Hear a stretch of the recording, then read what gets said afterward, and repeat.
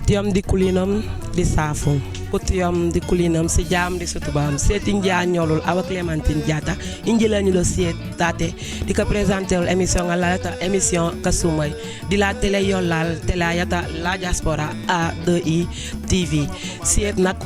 hamak hunakando asekanaku hata e jola yamo Bilbao Espagne comme ko au Pays Basque di Bilbao Durango siet nak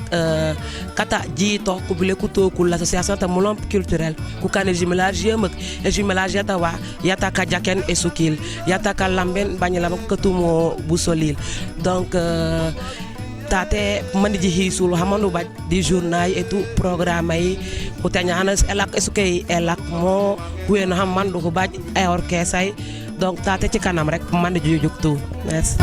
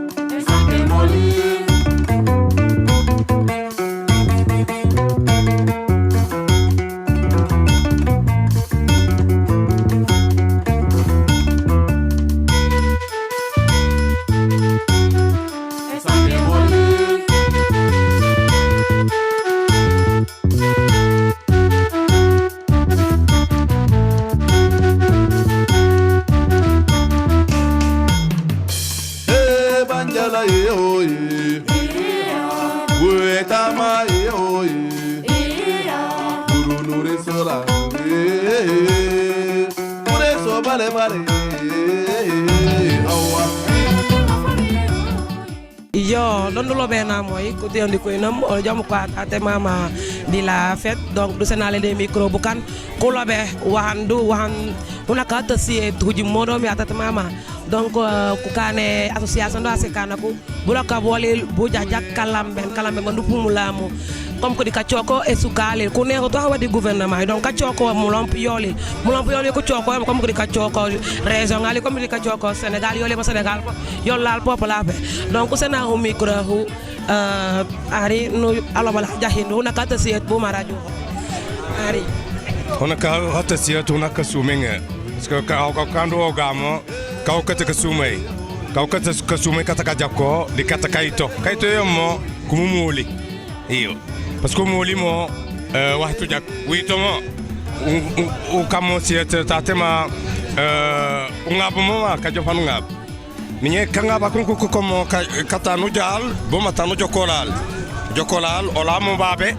adumo u jokolal ha fofu do baj no jojo local mo yomo yolal mo ejak mo fofu département ta Oussouye ejake Casamance ejake Sénégal ejake Afrique ejake den sen kata joko ko laal ko ko mo unke ji mo seji seno merci ngue beaucoup jaay boli mo tate iyo donc il est rilop elobia fam e hange yu e mo hulimo hutoke iyo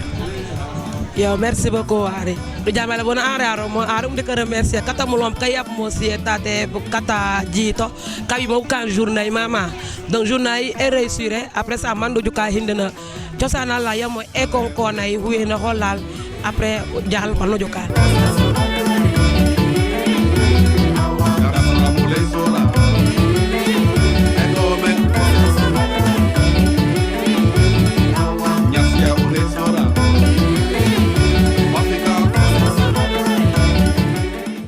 Voilà, di Sapul kata Bilbao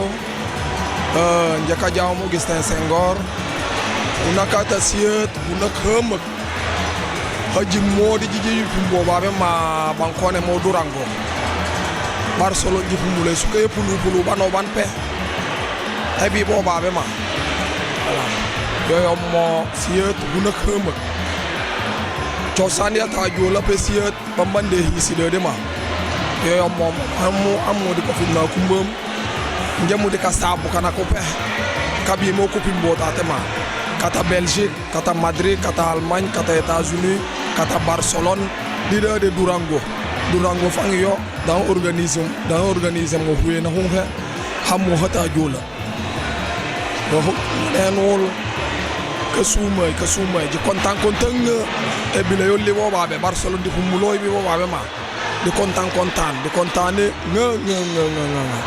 di sapupe bukulu kata durango di sapupe jo inje mutate di atoli yake abas atoli apaloli toujours etila njelange mo dabile bina halango dololi do se panu gelle nalol ak la bura juke mulompu ko iten mo bura juke les organisations mulompu kane mo l'intégration yon e jolay intégré mo ma tate mama de lebas hola María. María, te quisiera preguntar cómo ves la asociación de Mulomp, la integración de esa gente aquí en País Vasco y tú cómo te sientes con los de Mulomp, qué tipo de gente son, cómo lo ves. Voy a empezar diciendo que estoy encantadísima de estar con los Yola, con esta cultura tan maravillosa. Estoy feliz, me tratan bien, se divierten, saben divertirse, tienen una comida estupenda. Todo maravilloso, estoy feliz de estar con ellos. No es ahora que estoy con ellos, muchos años que llevo con la cultura senegalesa y es magnífico. María, has estado con los de Mulomp varias veces, mucho tiempo. ¿Qué te han aportado como inmigrantes? Pues me han aportado sabiduría, conocer otra cultura, conocer otras comidas, otros sabores. Muchas cosas que no conocía. Siempre en la vida es bueno aprender cosas nuevas, siempre. ¿Y piensas alguna vez bajar en Senegal para descubrir esta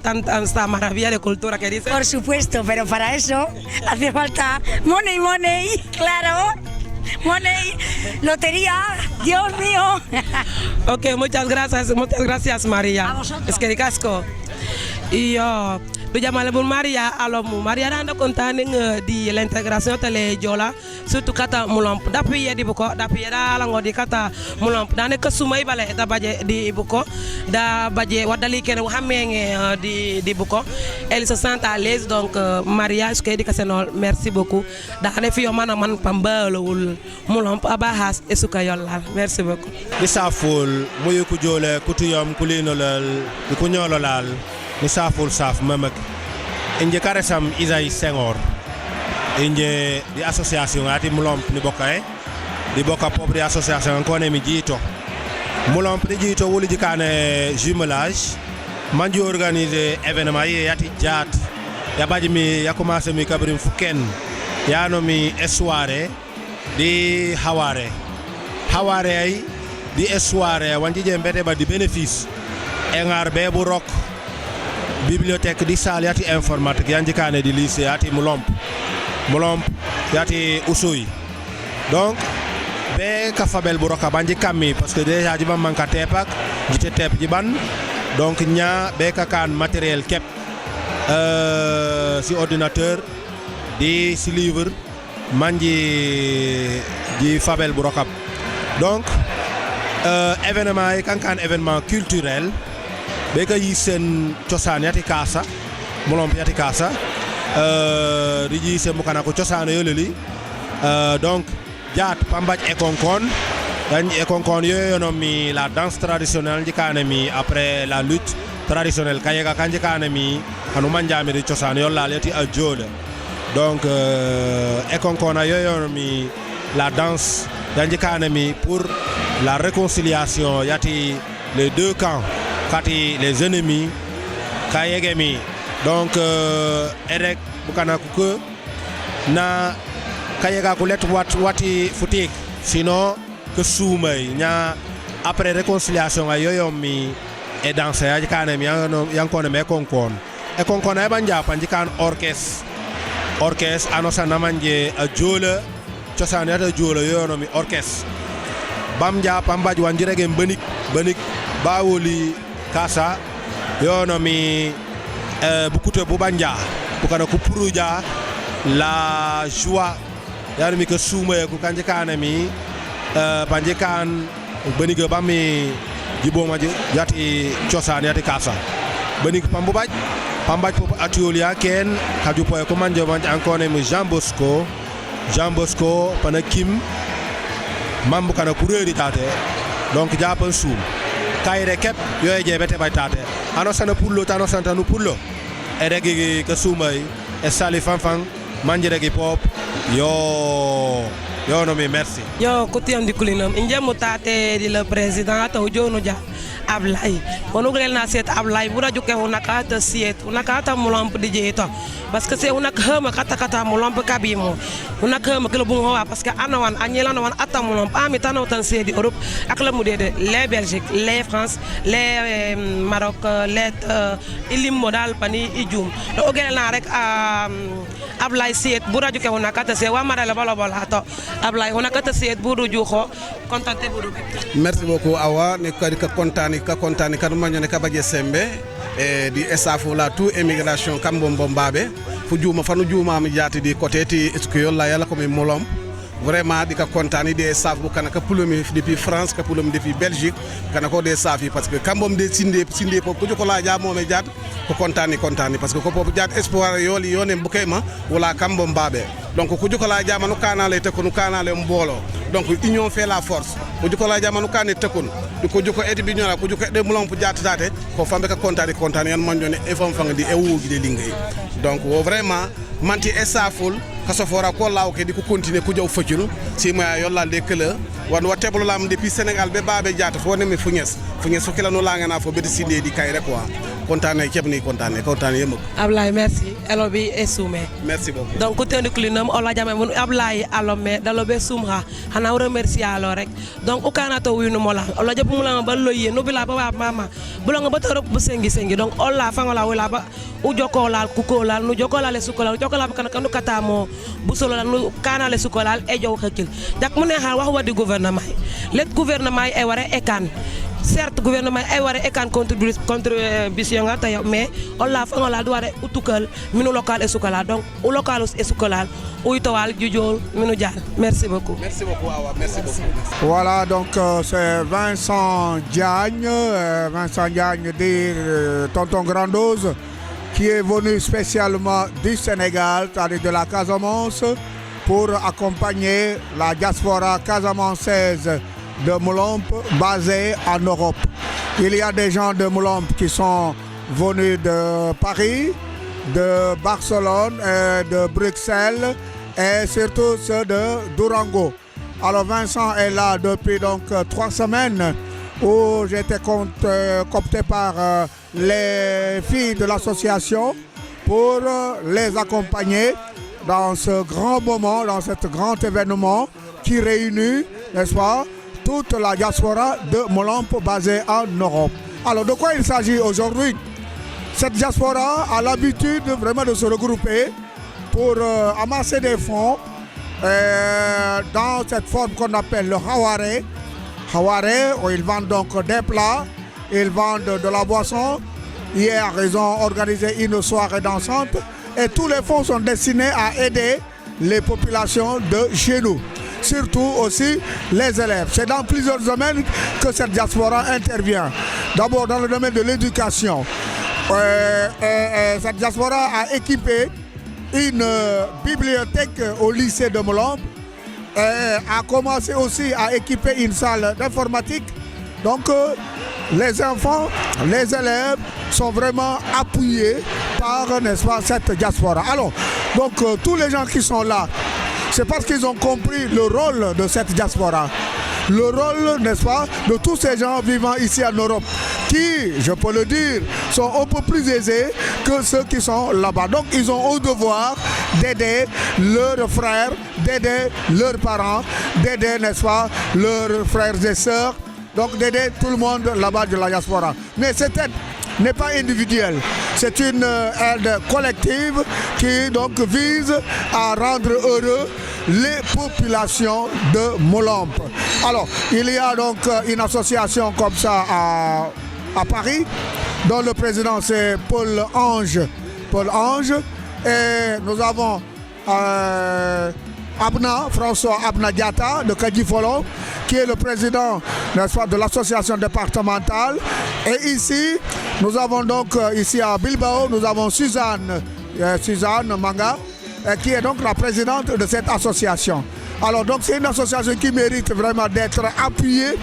par, n'est-ce pas, les mairies, par aussi, n'est-ce pas, des partenaires, parce que le but est très important. Ils ne le font pas pour s'enrichir, mais ils le font parce qu'ils ont l'amour d'aider, ils ont aussi l'amour d'aider, n'est-ce pas, leurs frères qu'on a laissés là-bas, qui, avec peu de moyens, peuvent vraiment faire de bons résultats, surtout dans le domaine scolaire. Alors donc, et même dans le domaine de la santé, ils aident aussi au dispensaire de Moulombe en matière d'équipement de médicaments. Les fournitures scolaires aussi sont là. Et dans le domaine du maraîchage, ils aident ces populations, en fait, ceux de la diaspora, ils aident les femmes dans les jardins maraîchers. C'est un grand bonheur, un grand donc, honneur pour moi d'être invité à cette rencontre où je dois donc vraiment jouer comme d'habitude mon orchestre avec le saxophone. Alors je serai accompagné par des batteurs et là je fais le tour de l'Europe. Aujourd'hui donc je finis à Bilbao avec la diaspora de Moulombe. J'ai été à Bruxelles avec cette diaspora Casamance vivant en Belgique. J'étais à Paris où j'ai joué dans 3 associations, toujours avec la diaspora.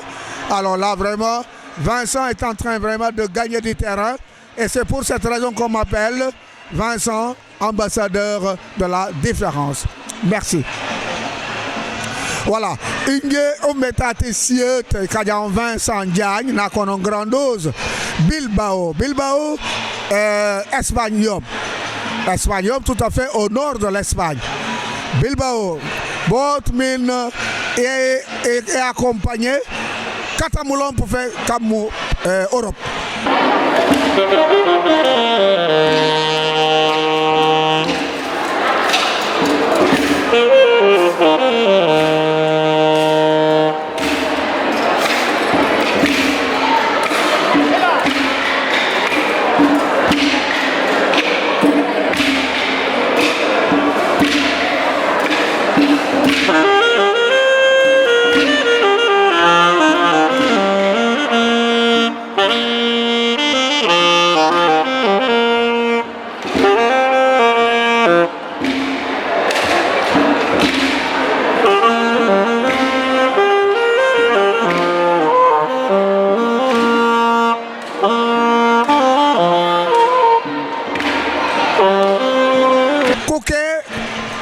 Kobe mol Barcelone, kokel kobe mol Madrid, kabul kobe mol Bruxelles, Belgique, kabul kobe mol Paris, kofamentate kamotate tankone mo Bilbao. Alors, vraiment on boke kayno kabaje kajake kobaje, matawa ko kane melio kajay sinang, kajay e hob, okel ko kan e soirée dansant, e halisa ima fe, bombi ko ngayo, bokalamben, kotoyel ka ko kalo mo bololal, Casamance. Kokane déjà une bibliothèque au lycée à Moulombe, ne bagne labu fanko jolo le ko jok libre le ko ayon ko jangan ko pa ham ko famen ham ayolil yan e musay ko solayimo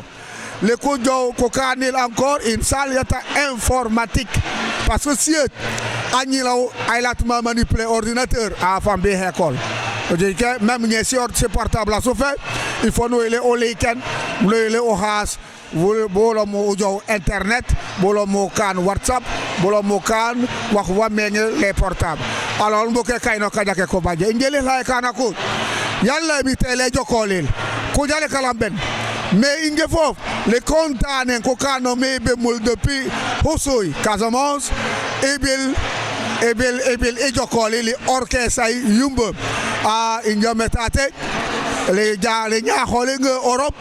Bruxelles Bilbao, Barcelone, Paris. Alors donc il y a metatel kajoko boko mboke kabajam nakuino la wo bokalamben bokanola kamo hindo ana sohla mo inja kajam Vincent et numéro mbome holut 77 553 10 66 la nom ebil ni jokolo min uweinel kakan fo min ko wax lokon jakon ko beten ciosana yoli ajola ciosana la hase ajola ciosana leseno mu sembe mina hasan alui mano man bola ba jakum agim ciosana yola mojumo leseno merci olambena mboke men ko ele ko baj wa ko ngajo ko lamben e su kay yolil merci les bana ko le humbom yalla fete lesum Malikit Ifulusiet, les Habolanol, Indiakonemo, Vincent Diagne, les orchestres, les animations, tous les cadres, les filles de Brocambo. Merci. Merci. mbokk yi ñu ngi nii tey ak suñu benn xarit suñu mbokk waa association Ujoonu Dial li ñuy def rek jox ko micro bi mu wax ñu moom tey bés bi nu mu ko gisee bés bi képp doomu koo xam ne tey bokku la ci waa Mlomp tey te mu fekk yaa ngi ci biir Europe rek naka nga dundee tey bés bi rawatina fii nii tey ci Espagne ci moment bi ñu nekk fii nii Mamadou Lamine bés bi noo ko gis ak noo ko dundee ak loo mënti xelal bépp doomu adama bu fi nekk tey di immigré. waaw asalaamaaleykum balaa maa wax damay jëkk a sant yàlla julli si yonent bi di sant sama ñaari waajur di sant sama mbokk yi ma fi nekkal c'est vrai que man association bi. association Joola la c'est vrai ñun fii sénégalais fi nekk def naa lii mooy suñu point fort dañuy demalante sa mbokk boo amee xew da ngay teew boo amee nakar tamit da ngay teew def naa bépp sénégalais bu nekk fii loolu war na la motal exemple de sorte que buñ fi nekkee war nañoo xam lu ñu war a taxaw ak lu ñu war a taxawee tamit pour suñu njaboot ëllëg voilà nag bu fekkente ne am na leneen lu ma war a yokk mooy lan fii war nañoo mànkoo nekk benn xam ne ti àdduna amul solo ñu ñëpp ay Joola lañ ma mii di wax ak yow bokkuma Mlomp mais Joola la donc mo Lamine laa tudd MLS lañ may woowe donc maa ngi sant ñëpp di ziyaari ñëpp di sant présidente waa Mlomp Awa Clémentine Diatta donc kontaan nañ trop moo tax ñu teew fii tey si bés bi tey li ma ci yokk mooy lan fii daal àll bi daal métti na mais surtout li ma mën a wax métti boo xamante ne bu ñu jàppoo rek dinañu dem mais mënuñu nekk si beneen bërëb kii di xëcc beneen côté kii xëcc beneen côté su ko defee loolu pour ñu mun a àgg dafay métti bu xol nekkee benn ñu mànkoo ñu gëm liggéey xam ne liggéey moo ñu fi indi buñ ko gëmee rek defe naa dinañ àgg waaw sama wax di du bëri nag parce que vraiment bon li ma fi fekk moom kontaan naa sama mbokk yi ñoo fi nekk personnel étranger ici nous sommes tous ensemble ñu ñëpp benn lañu donc voilà bés bi tey ñoo ko moom ñu ngi nii di def luñ mën bon di jéem a saafante ak suñuy mbokk yi di jégalu nag si lépp boo xamante ne kàddu tamit boo xam ne ñagas na fi wala tooñ nañu wala am na gan bu ñëw fii pour ñu ziyaare ñu et mu xam ne ti affaire bi demeewul noonu ñu ngi jégalu tamit si loolu quoi su fekkente ne am naa wax bi ma war a sànni mooy loolu mais sinon maa ngi rafetlu bu baax a baax teewaay bi quoi jërëjëf. merci beaucoup MLS sa wax rafet na dégg nañu li MLS wax comme ñu ngi koy jaajëfal merci beaucoup et la prochaine.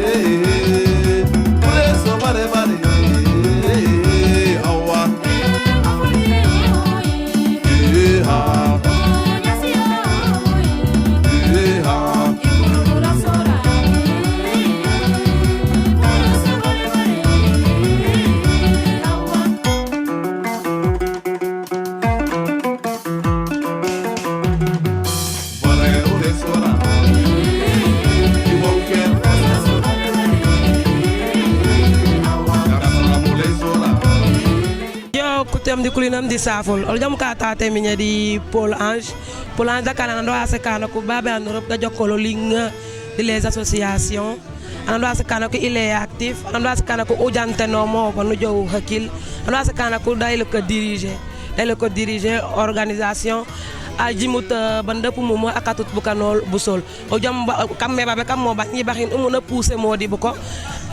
umuna pousser modi bu ko min jeexum ji jëm bañ jipum moom moo daal yom ku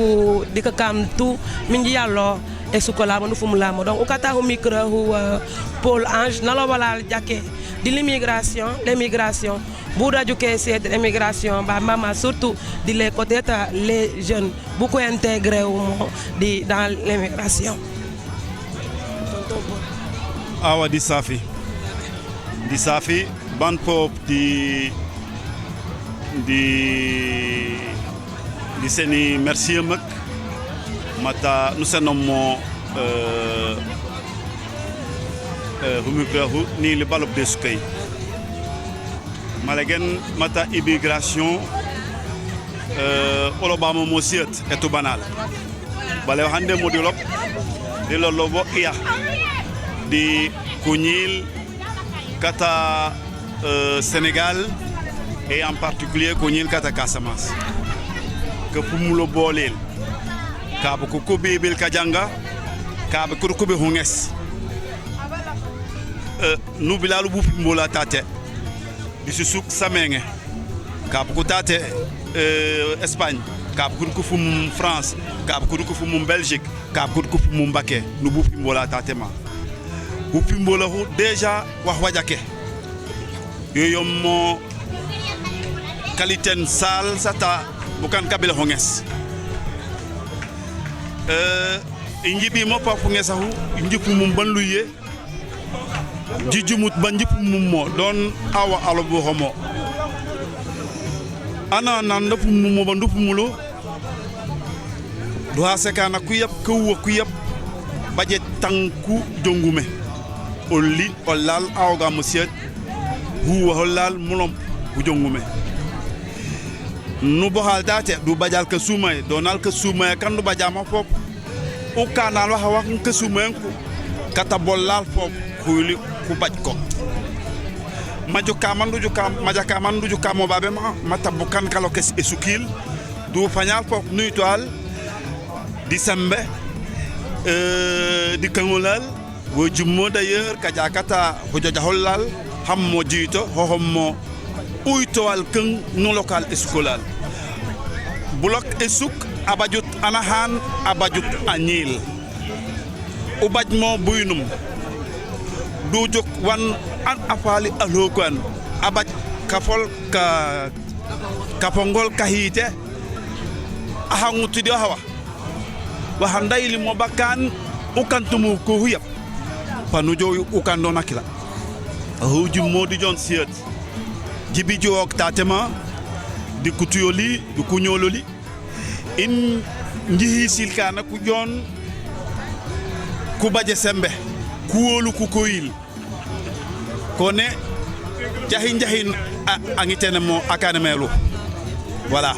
donc jahina jandu bañmo jakmu hebjo aw ngolu mo jiyap atuide ngolu jola jikandumo di jikan di jil bakan batef wanjel mo batef donc hoju moden inga hulema husiat ni saten bañilabo ni wogen olal nu hasal budo modu kanal nu local esuketa yam moyolla o mo bonu finata tema si soxla sam mo solo lal sa tamulom eto banaso o lobal uya di santé wa hasangola mo umenge do hasebu eskei elame bo mo mata ka sonteno do lobal uyal mata l'école yo mo an anil ubajo mo lete nukleng do bajo baj no ka non nala an bolaka bum mo bata nukan anyela nala an bobom mo kayal katanyil dugetumo l'école ban l'école babaj wa non du kan nu uyto edelem du fulato du lobal mata eñ du jukale siet yo emite elali di hindo budo modo kanal nuy lu babo hal tindano nuy nolal nu hasal budo modu wado modu o kanal min an ajola ay liba lok buy tabu mina jola jakma ba ke bu chaka jom parce que siet hutim unai hutim no disitu simamalal pankwan kulen ku heji ku bakki siet hulen hano yo mo ujal mo uju uluyal e anyeto bu wanyal ubil wanyam wantamaru kanabu du keta du bucha hujumu malagen simamalal ba jahan ku kane bale pop olla pop emitede selon la loi selon la mo de wulolal chance nu jal jusuk sake nu jukala hanko kambomo wa hanko kambomo du la pop du la le pop uyno la nu hasa budo mo hin uyulal usena sembe eskelal donc hulema o dem mo ilopsiat hulim hata kasaten hulim hata kaiten esuk nu jal nu lokadi mano gouvernement kuilat kukano hawpe ban anyi ajola d'ailleurs une hedit nakaba aseni uteñ awndu ujukedo boynumi du haso ni jepani to ni je kano hande modi kan wa hando modu kanal hindo umemeng bale bajo huba hongo do modu bohal nu hasa bodo modu kanal bañ la bu fop mata culture kabuki motate inje siet nandi bi motate ma Bilbao sumum sumnga ni mo buji box mo bañ la bolul agnil même dabu kitate fanalo kujole ko set inji hisol kana ko bandepu mumo ak la fof bo depp mu le même dabu kitate ma yo jimmo di salul kasal kemak di enul di bonket di hanken olinane mnya ko na han bombi ji jaw inji hinji katul donc hanoli bitna banoli jiple mo boji pam mo indi continue imban ji kan ji hanguli voilà merci beaucoup donc do jamale bun polange alomo usena lol merci don dalomo dasenola sembe donc au canal tout no possible lu canal to winu mo lal jak mujima bandu pumulamo merci njamure ka safanan de kadiaol nje kadiam Gilbert Diatta kadi folon donc siat tati jipimbole Espagne Bilbao de l'association yankonemo Djito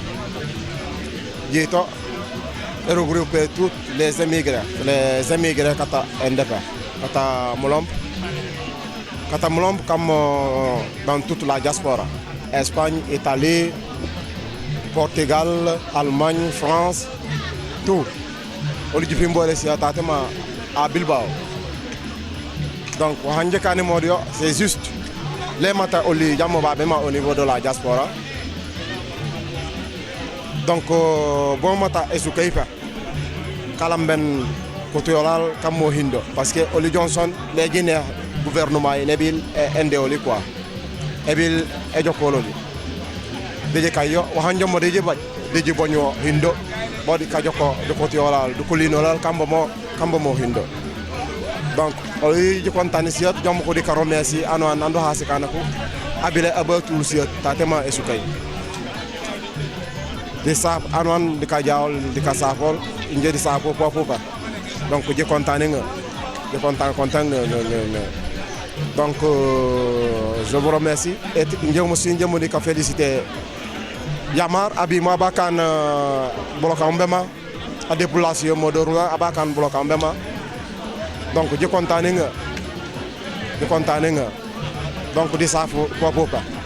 di saful njamri ka saful de man no andi ka safol di kaja kola o lisiet unaka hungema unaka ndo hasekana ku unakemak hawara yema yata Djito ko mobu kay omi France omi Belgique omi Canada omi Italie omi Espagne wolo pesier de ma Espagne depuis ka ku depuis huken yoyo mo hawara yema kan hawara ndo hasekana ku pimbo hando hasekana ku hamusut hobay anandu ju musutu juk simit duju kol xawaray e anda di soirée ko kene soirée ji kane siet xawaare giju ke husko hu mem mo waxa wape uba baj ba me ba ke xey elwe fulungun si manjuk e ket waxa wape uba baj tatema bala waxa wa usango yoyo mo xawaara yema lek xawaara ndu xase kana ko yahin jito ujammo jito yo ujammo jito yoyo mo doni yema anwan efumulo babuma alingu tata ke sumay dalañ bola aling bola ke sumay ndem di kasenu merci anona fumulo baba ma anona itolo bola anona katule soxla na ba atul siet gi to tatema o jomu ko kasenu merci anon e ka safa kola e ka ja kola merci